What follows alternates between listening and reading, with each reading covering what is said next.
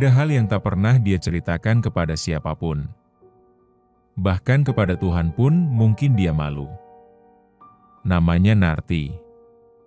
Seorang wanita malam yang dulunya hanyalah anak kampung biasa. Tapi semuanya berubah ketika dia mengenal seorang ibu-ibu tua yang katanya bisa membantu menaikkan harga jual tubuh hanya dengan satu ritual, memasang susuk di tempat yang tak biasa. Kalau kamu berani pasang di sana. Bisik si ibu sambil menunjuk bagian tubuh yang paling dijaga wanita, kamu gak cuma laku keras, kamu bisa punya apa aja. Bahkan suami tajir. Dan Narti, karena lapar, karena cinta, karena ingin dihargai akhirnya setuju. Tapi dia tak tahu, bahwa cinta yang dia dapat, akan datang dari makhluk yang tak seharusnya mencintai manusia. Sebelum memulai kisahnya, pasang earphone-mu, biar horornya terasa lebih nyata. Kalau kamu suka cerita kayak gini, jangan lupa like, komen, subscribe, dan share ke teman-temanmu. Lorong Misteri selalu punya kisah yang siap bikin bulu kuduk merinding. Malam itu hujan turun pelan-pelan, rintiknya jatuh di genteng rumah reot di ujung kampung.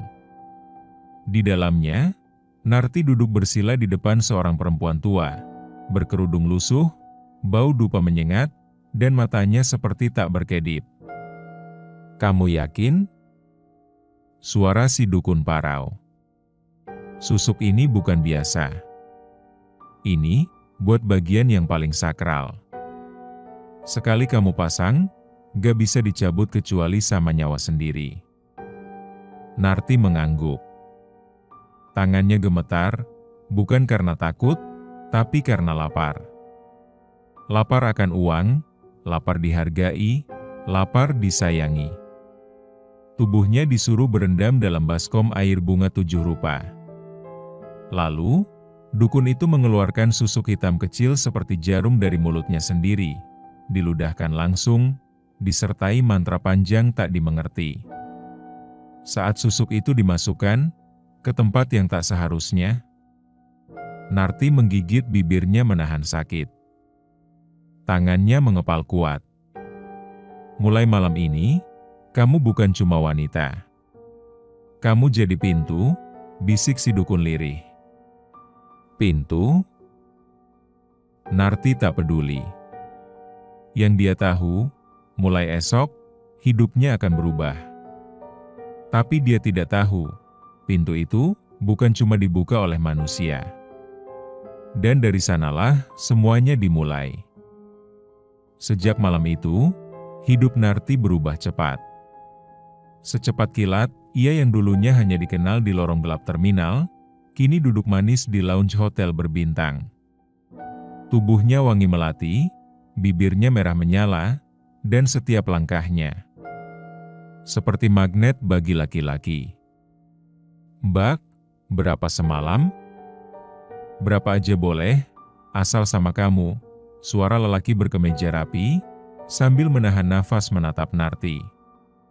Malam pertama setelah pasang susuk, 5 pria berebut nomor kamarnya. Malam kedua, ada yang langsung kasih uang 10 juta hanya untuk menemaninya makan malam. Tapi satu yang paling berbeda, adalah pria berbadan besar, tinggi, kulitnya legam seperti arang, dan mengenakan batik kumal. Ia datang tanpa suara, hanya menatap. Tak menyentuh, tak bicara. Tapi ia selalu datang, tiap malam Jumat. Resepsionis hotel sampai hafal namanya, Pak Karta. Ada yang aneh dari pria itu. Narti merasa, dia bukan pelanggan biasa. Tapi entah kenapa, tubuhnya selalu patuh saat pria itu datang. Dan malam Jumat itu, untuk pertama kalinya, Pak Karta bicara. Besok, kamu ikut saya. Jadi istri saya. Hanya saya. Narti menatap matanya yang hitam, tak ada pantulan cahaya di sana. Tapi anehnya, ada rasa dingin yang mengikat. Seperti, dia tak bisa menolak. Hari itu, langit mendung menggantung di atas perbukitan kecil. Narti dibawa ke rumah kayu besar di pinggir hutan, rumah yang katanya warisan keluarga. Ia mengenakan kebaya merah, rambut disanggul, dan kaki bergetar, bukan karena gugup, tapi karena sepi. Tak ada pesta, tak ada saksinya. Hanya Narti dan Pak Karta. Malam pertama, Narti menunggu. Tapi Pak Karta tak pernah naik ranjang. Ia hanya duduk di kursi, menatap ke jendela. "Kenapa nggak tidur?" bisik Narti. Tapi lelaki itu diam. Nafasnya berat, panjang. Dan malam demi malam berlalu seperti itu. Ia hanya duduk, menatap, mengamati. Sampai suatu malam, Narti bangun karena suara geraman. Ia mengira suaminya sedang mimpi buruk. Tapi, saat ia mendekat, ia melihat wajahnya. Mata Pak Karta terbuka, penuh urat merah. Dan, ia tidak berkedip. "Kamu istri saya sekarang," gumamnya. "Tapi jangan pernah buka kamar mandi tengah malam. Jangan. Apapun yang kamu dengar." Narti menelan ludah. "Kenapa?" Pak Karta hanya menjawab dengan lirih. "Karena di sana masih ada yang belum tidur." Dan malam itu, Narti mulai merasa rumah ini bukan milik manusia saja. Malam Jumat, angin menyelinap masuk dari celah-celah jendela kayu yang rapuh. Daun jati kering berguguran di halaman, menyapu atap rumah seperti ada yang berjalan, pelan, satu persatu. Narti tidur sendirian malam itu. Pak Karta pergi sejak sore, katanya ada urusan di makam leluhur. Tapi ia belum kembali sampai tengah malam. Sekitar pukul 1 dini hari, suara itu terdengar. Hihihihi, suara jeritan perempuan, disusul tawa cekikikan yang membuat bulu kuduk naik tanpa aba-aba. Narti duduk panik di atas ranjang. Suara itu dari kamar mandi. Ia ingat larangan Pak Karta. Jangan dibuka. Apapun yang terdengar, jangan, tapi rasa penasaran lebih kuat dari rasa takut. Dengan langkah gemetar, ia dekati pintu kamar mandi. Suara tangisan di dalam makin jelas. "Tolong, tolong buka. Aku dingin." Narti gemetar. Suara itu, suara perempuan. Tapi lirihnya seperti dari dasar sumur. Tangannya menyentuh gagang pintu. Sedikit saja, pikirnya. Pintu itu terbuka. Dan di dalamnya, tidak ada siapa-siapa. Hanya genangan air, hitam seperti oli, mengambang melati layu, dan di sudut lantai, ada rambut panjang yang belum putus dari lubang pembuangan. Tiba-tiba, semua lampu mati. Dan dari belakang, ada yang bernafas panjang, berat, basah. "Kamu melanggar." Suara itu bukan suara Pak Karta. Tapi, dia berdiri di belakang Narti. 3 minggu setelah insiden kamar mandi, tubuh Narti mulai lemas. Nafasnya pendek, perutnya terasa berat. Ia pikir masuk angin atau kecapean, tapi setiap malam, perutnya bergerak sendiri. Bukan seperti janin normal yang menendang. Tapi seperti ada tangan kecil yang mendorong dari dalam, seperti menggaruk, seperti meronta. Ia pergi ke bidan di desa. Seorang ibu tua yang sudah puluhan tahun menangani kehamilan. Tapi begitu meraba perut Narti, wajah sang bidan pucat. Tangannya gemetar, ia berdiri mundur sambil berbisik, ini bukan anak manusia." Sang bidan langsung pingsan di tempat. Narti panik, menangis di tepi ranjang, mencoba bicara pada perutnya. "Nak, kamu anakku kan? Kamu dagingku, kamu darahku." Tapi perut itu makin membesar, makin aneh bentuknya. Seperti ada lebih dari satu kepala yang bergerak di dalam sana. Di malam hari, ia dengar suara seperti gumaman dari dalam perutnya. "Ibu, aku dingin, aku haus darah, aku ingin keluar." Narti menutup telinganya, menjerit, tapi suara itu terus menyusup ke kepalanya. Dan di sudut kamar, Pak Karta berdiri, menatapnya dengan senyum lebar yang memperlihatkan gigi panjang tak beraturan. "Itu, buah dari susukmu," bisiknya. "Dan sebentar lagi, kamu akan tahu siapa ayahnya." Malam itu, bulan sabit menggantung pucat di atas pohon jati. Angin berdesir dingin, membawa aroma melati busuk yang menyusup ke setiap pori-pori. Pak Karta tak tidur lagi, seperti biasa. Tapi kali ini, ia keluar rumah membawa kendi, dupa, dan seikat bunga kering. Narti mengikutinya diam-diam. Rasa penasaran mengalahkan ketakutan. Ia melangkah pelan melewati kebun belakang, mengikuti jejak kaki besar suaminya ke arah hutan kecil yang gelap dan sepi. Di tengah hutan, ada tanah lapang, dan di sana, belasan perempuan berdiri dalam lingkaran. Semuanya telanjang. Wajah mereka kosong. Tubuh mereka berdarah di bagian bawah. Pak Karta duduk di tengah lingkaran, matanya merah menyala, lidahnya panjang menjulur seperti ular. Ia membaca mantra aneh sambil menumpahkan darah dari kendi ke atas tanah. Dan dari tanah itu, muncul asap hitam pekat, perlahan membentuk bayangan perempuan. Narti tercekat. Karena di antara bayangan itu, ia melihat dirinya sendiri. Tapi versi dirinya, dengan wajah yang lebih pucat, mata yang sayu, dan tubuh yang perlahan menghilang seperti kabut.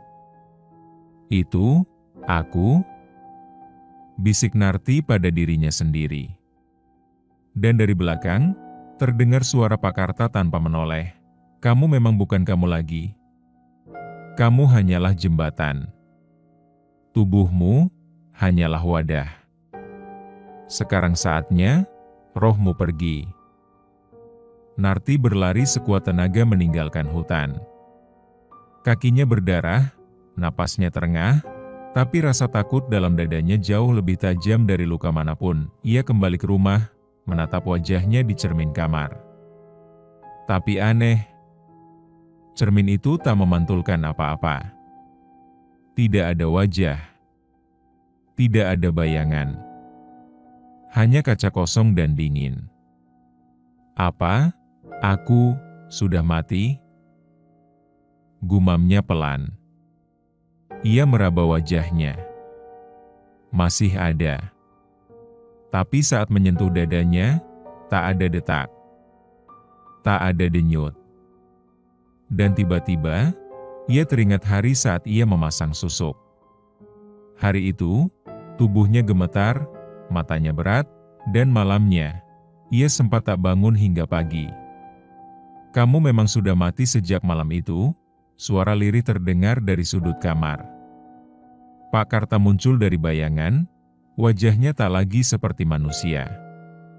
Kulitnya bersisik, matanya kuning, dan gigi panjang mencuat keluar. "Tubuhmu cuma wadah. Aku pilih kamu karena susukmu membuka portal. Setiap pria yang menyentuhmu, meninggalkan jejak. Dan dari situ, aku bisa masuk ke dunia mereka." Narti menangis. Tapi air matanya hitam. Ia menjerit, memohon, memukul dadanya sendiri. Tapi suara tangisnya menggema tanpa gema, seperti tak lagi hidup. Lalu, siapa yang hidup selama ini? Pak Karta mendekat, membisikkan satu kata yang membuat darah Narti serasa beku. bukan kamu, tapi kami. Narti pun sadar, dirinya hanyalah bayangan dari tubuh yang sudah lama dikubur. Di ujung pemakaman tua, di antara nisan tak bernama dan ilalang liar, seorang perempuan tua bersimpuh. Wajahnya keriput, bajunya lusuh, dan di hadapannya sebuah gundukan tanah tanpa batu nisan. Ia membakar dupa dan menaburkan bunga 7 rupa di atas tanah itu. Tangan tuanya gemetar saat membelai tanah yang masih terasa dingin. "Maafkan ibu, Narti," gumamnya pelan, hampir tak terdengar. "Ibu cuma mau bantu kamu, supaya kamu bisa hidup lebih layak. Ibu nggak tahu, kamu yang dijadikan tumbal." Air mata jatuh ke tanah, menyatu dengan asap dupa yang menggulung pelan, membawa aroma penyesalan yang pekat. Sang dukun tak pernah menyangka bahwa susuk yang dia pasangkan dulu bukanlah sekadar pemikat nafsu, tapi pintu untuk makhluk halus menanamkan diri di dunia manusia. Karta itu bukan orang, Narti, dia makhluk dari zaman leluhur. Dulu, dia penguasa pesugihan Gunung Mungkal, dan kamu dijadikan istrinya di dunia ini, lirihnya. Ia lalu membuka kotak kecil. Di dalamnya, jarum susuk berwarna hitam. Ini kembarannya. Yang satu di kamu, yang satu di alam sana. Dan kalau dua-duanya tak dihancurkan, rohmu tak akan pernah bisa bebas. Ia mencium tanah itu, lalu berkata lirih, "Tunggu, Narti. Ibu akan cari cara. Kamu harus pulang. Meski tubuhmu sudah tidak bisa, di belakangnya, angin berdesir. Dan samar-samar, suara tangis perempuan terdengar dari dalam kuburan. Rumah kayu itu kini sunyi.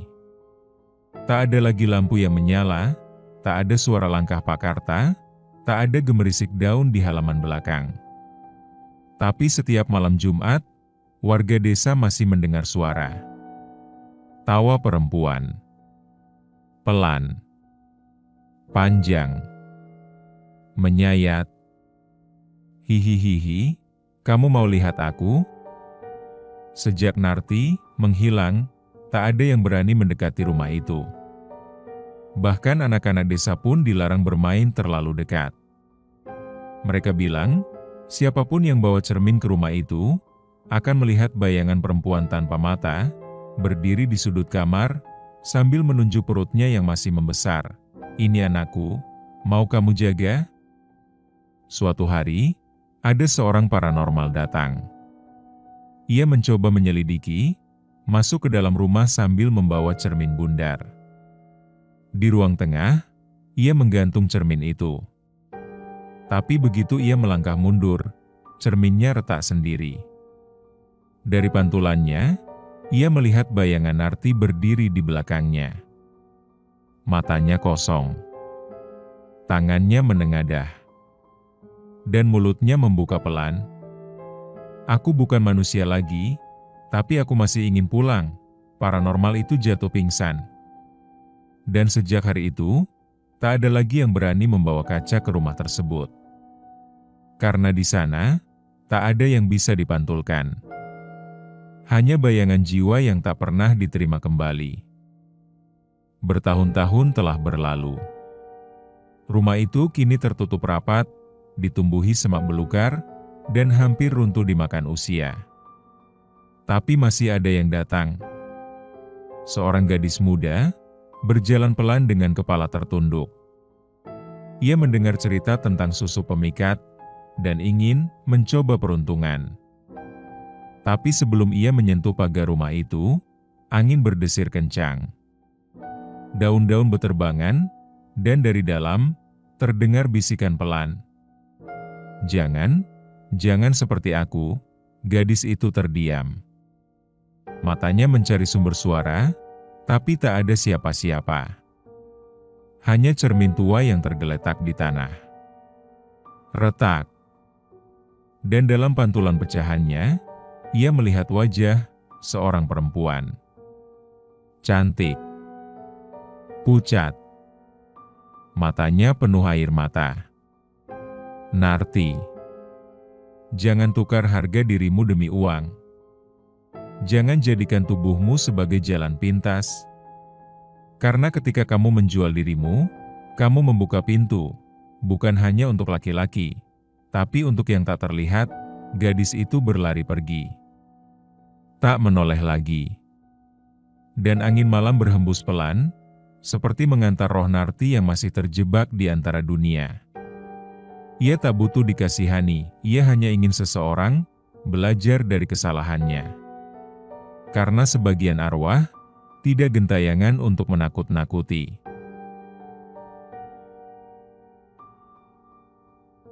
Prime, terima kasih sudah mendengarkan kisah ini sampai habis.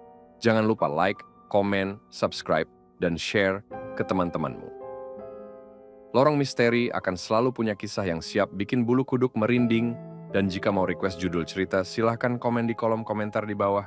Kami akan buatkan untuk kalian.